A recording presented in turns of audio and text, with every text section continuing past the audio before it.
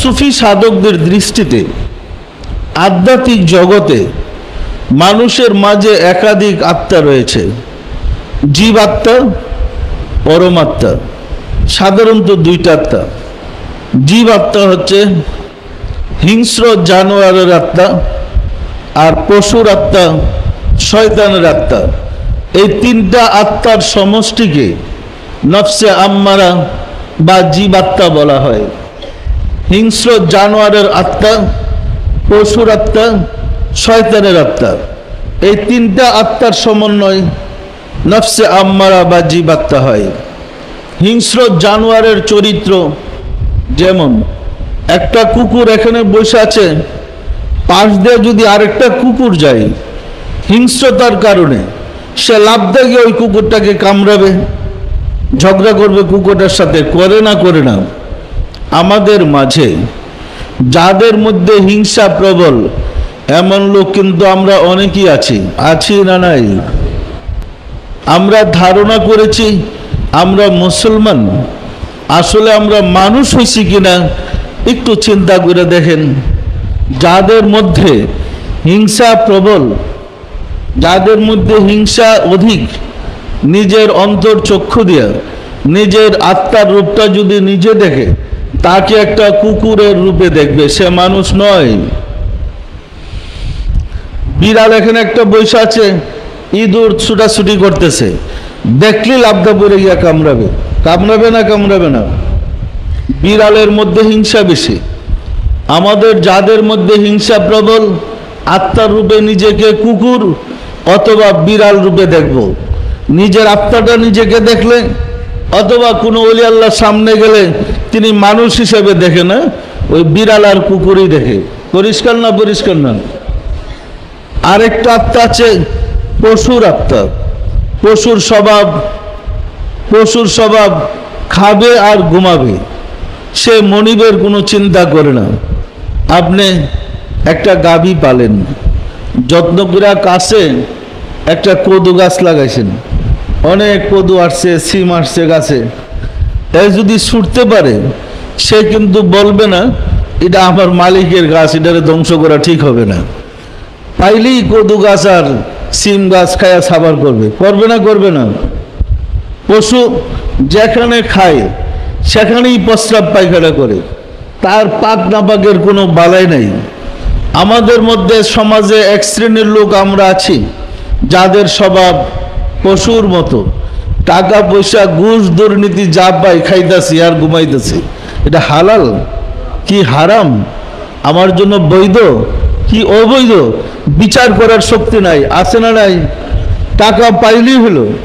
সমাজে এমন লোক আছে না নাই? আত্মার রূপে ওই ব্যক্তি যদি তার নিজের আত্মার অবস্থাটা দেখে, অথবা কোনো ওলি আল্লাহর সংস্পর্শে যায়, ওলি আল্লাহ যদি তাকে দেখে, তাকে কিন্তু মানুষ দেখবে না, তাকে দেখবে গরু, ছাগল, বেড়া, বকরি, দুম্বা, উট ইত্যাদি। আসলে সে মানুষ না। জীবাত্মার আরেকটা অংশ আছে শয়তানের আত্মা। শয়তানের চরিত্র কি? ফখর, দেমাগ, গর্ব, তাকাব্বুরি। আছে না নাই? আমাদের মধ্যে সমাজে আমরা অনেক লোক আছি যার মধ্যে দেমাগ ভর্তি। আমি কি কম বুঝি? আমি কম জানি?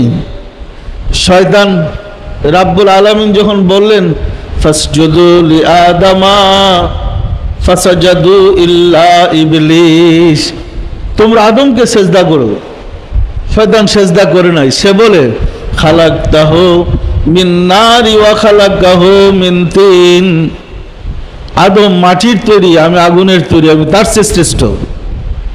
আমাদের মধ্যে আমি বড়, আমি সম্মানী, আমি জ্ঞানী, আমাদের যাদের মধ্যে আমিত্ব আছে এমন লোক কি আমরা আছি না নাই?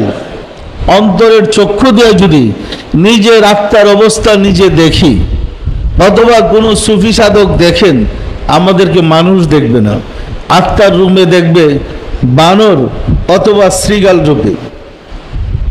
এই তিনটা হচ্ছে জীবাত্মার অংশ, যাকে নফসে আম্মারা বলে।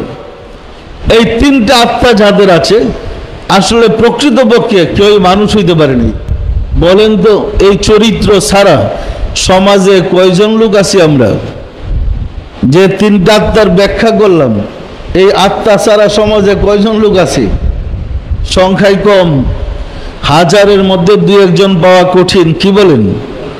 আশিকে রাসূলেরা তরিকা গ্রহণ করার অর্থই হচ্ছে আমাদের পশুর চরিত্রের অবসান ঘটানো।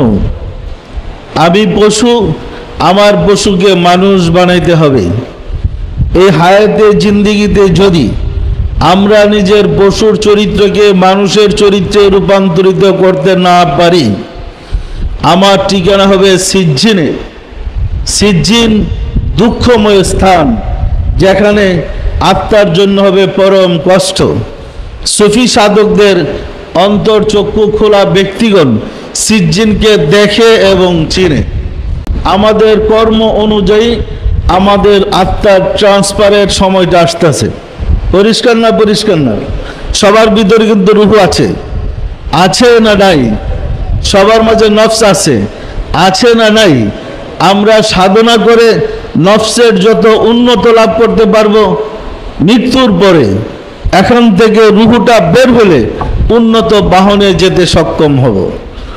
আর যদি নফসের উন্নতি সাধন করতে সক্ষম না হয়, মৃত্যুর পরে আসলে কিন্তু মানুষ পড়ে না, রূপান্তরিত হয়। মৃত্যুর পরে আমাদের যে নফস ওই রকম অনুন্নত বাহনে যাবে। পরিষ্কার না? পরিষ্কার না?